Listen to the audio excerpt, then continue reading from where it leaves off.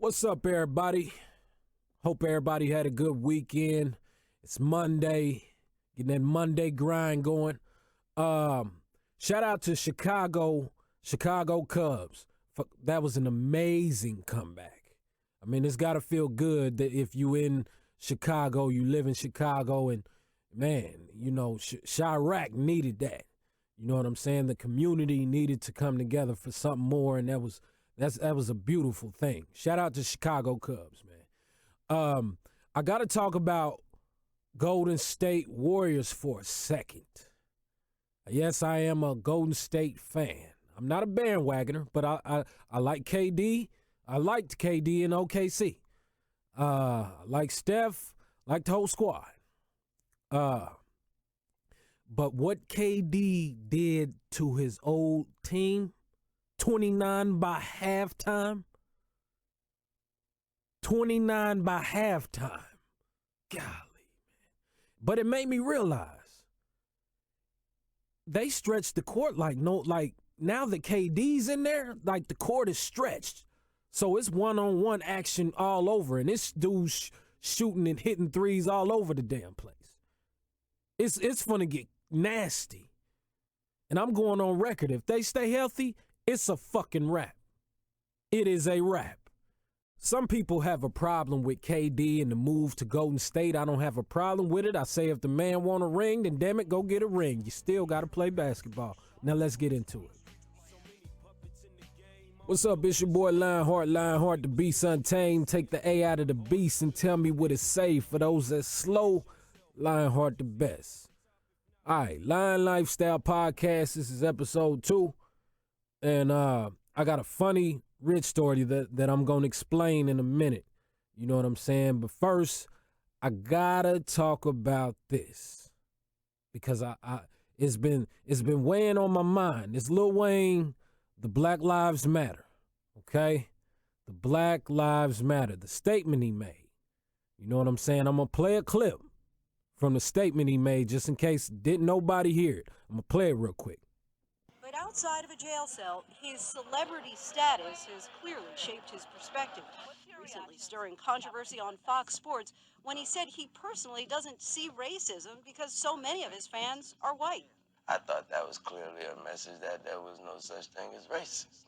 There was a lot of backlash from people about that. Would you change it, what you said, or you still feel the same way? What's your thought on Black Lives Matter?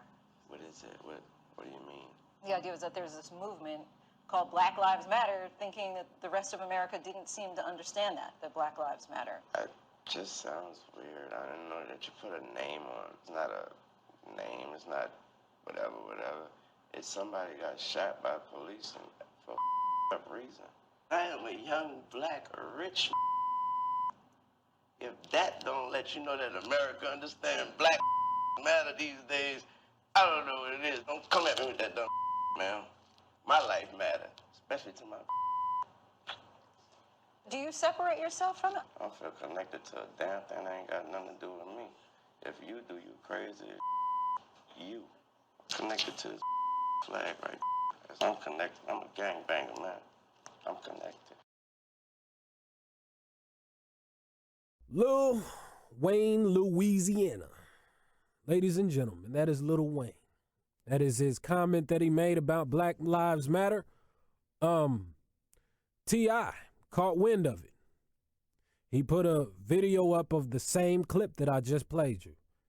And he tore Lil Wayne a new asshole. I mean, he went in. He said, basically, man, you got to cut the buffoonery, cut the cooning, cut this shit. Like, and you got to think before you say some shit like that, bro. You got to think. And he even went as far as saying, our friendship, we've known each other a decade now. Our friendship will have to end.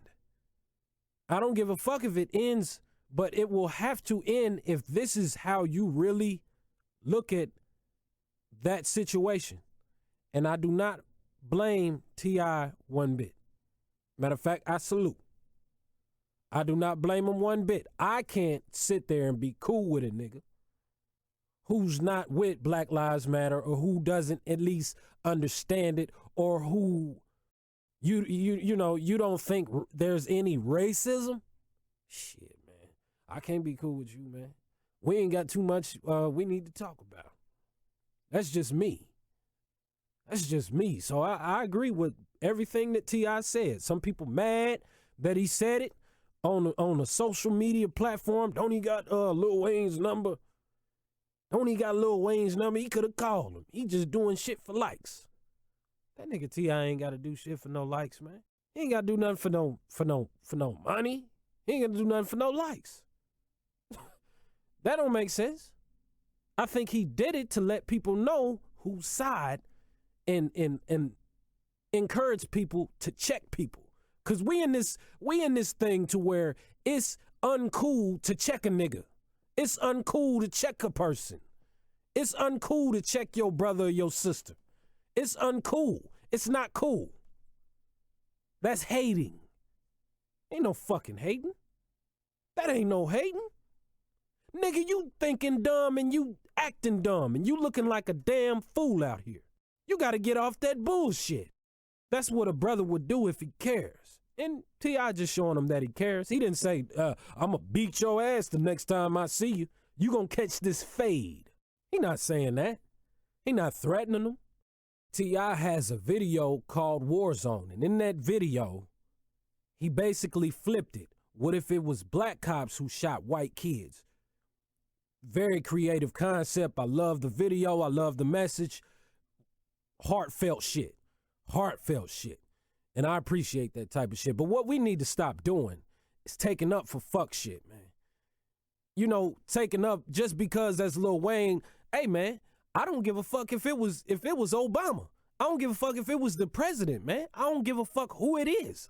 We need to call each other out on dumb shit.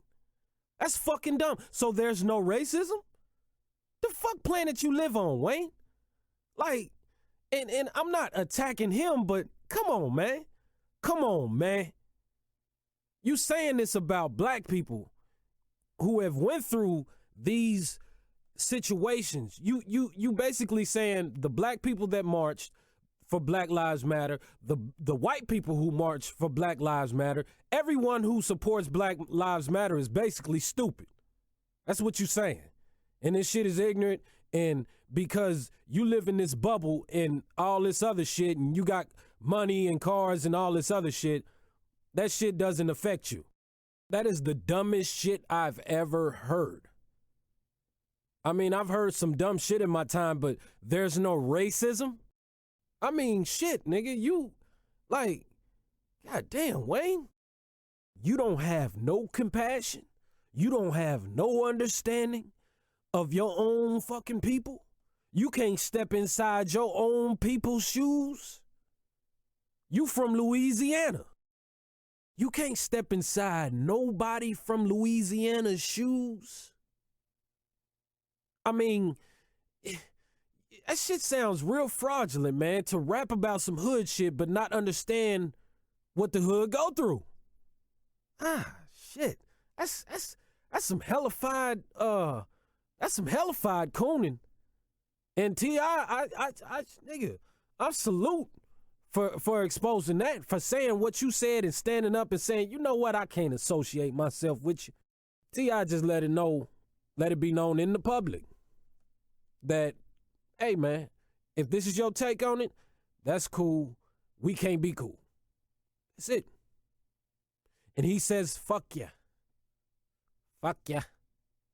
The fuck? Who in the fuck said? Do any grown ass man say FKYA? The fuck? Fuck ya.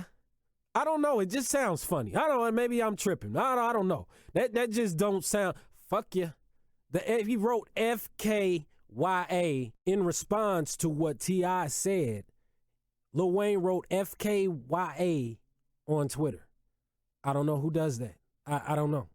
A lot of stuff like the Emmett Till stuff that he said and how he responded to their family, and it took, like, man, Wayne been saying some dumb shit for a while, man. That's what I realized. Like, But damn, man, you ain't got no understanding, no compassion for the families for the victims and the families who have went through this shit. That's some hellified Willie Lynch shit, man.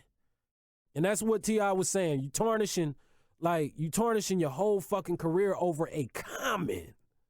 Golly, man, that's some cold shit. You willing to you throwing away you fucking your legacy up by a comment about your own damn people. Well, I'm gonna dive into this Rich the Factor thing, but yeah, I salute to T.I. and to me, that's this is what we need to start doing more of, is checking each other about dumb shit and checking each other. There's nothing wrong with checking each other. We need to get comfortable with checking each other. I think Lil Wayne should thank T.I. Thanks, man. You know what, man? I was tripping, man. You know what? I'm going to apologize. I'm going to do something for, I don't know. But you looking real fraudulent out here, man. And you talking about this gangbang. I'm a gangbanger now. Yeah, shit. Hopefully Lil Wayne apologizes. That would be some cool shit.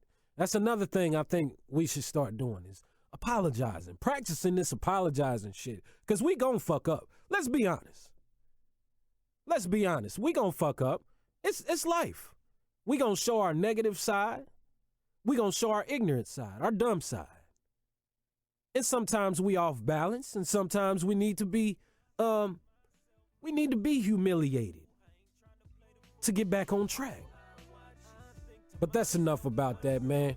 We gonna take a slight break, and when we come back, I'm gonna share this quick but funny Rich the Factor story. We'll be back in a minute. Guess I'ma be the black sheep. My rap's deep while you act street. The truth hurts and I ain't nothing but the fact sheet. I pack heat while my son in the back seat. Evil lurking, got my mind running like a track meet. This next line, I hope I really get my point across. He only won, but I tell him keep his hoodie off.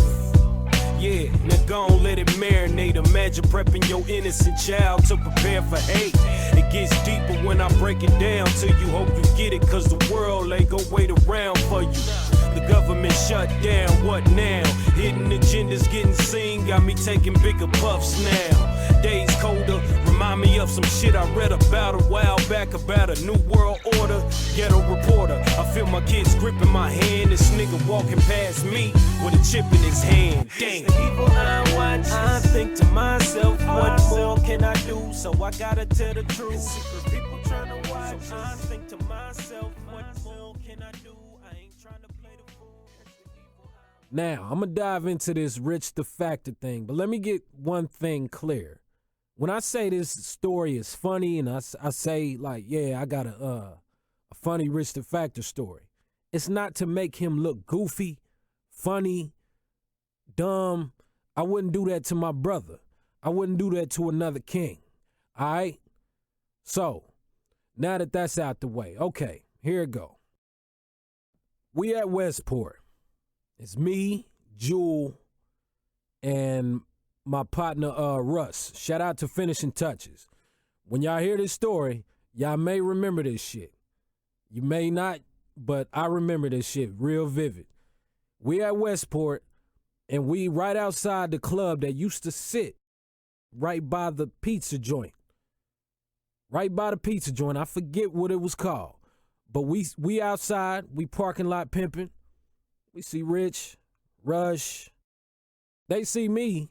They say, hey, what's up, boy? You know what I'm saying? I see them. What's up, man? And they know me as the dude. I was a young dude back then.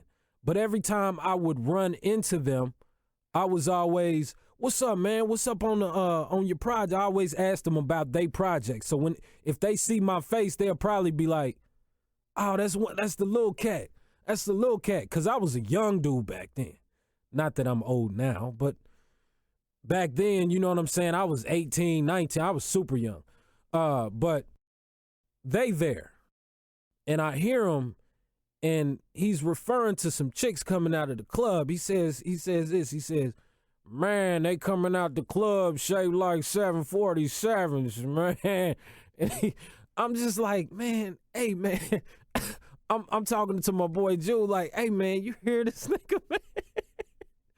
Like, this nigga funny as a motherfucker, man. He's 747s. I've never heard that analogy ever in life. Shout out to Rich the Factor, man. So he says that. Everybody, you know, is laughing about the shit. Next thing you know, the club lets out. Now, you know, we parking lot pimping, we doing our thing, but the cops is trying to push us. You know, they like, y'all got to get on the sidewalk. Y'all got to this, y'all got to that. They just trying to push us out of the way. We ain't doing nothing. We just parking lot pimping, you know, doing what we do. But they pushing people out of the way, and they start telling Rich, you gotta move. You gotta out of the way. You gotta get out of the way. And Rich, there again, that distinctive voice, I heard him say, J. Edgar Hoover, man. I still remember, man. I still know, man. J. Edgar Hoover. I'm looking at Joel like, what in the fuck is this nigga talking about, man? What is it?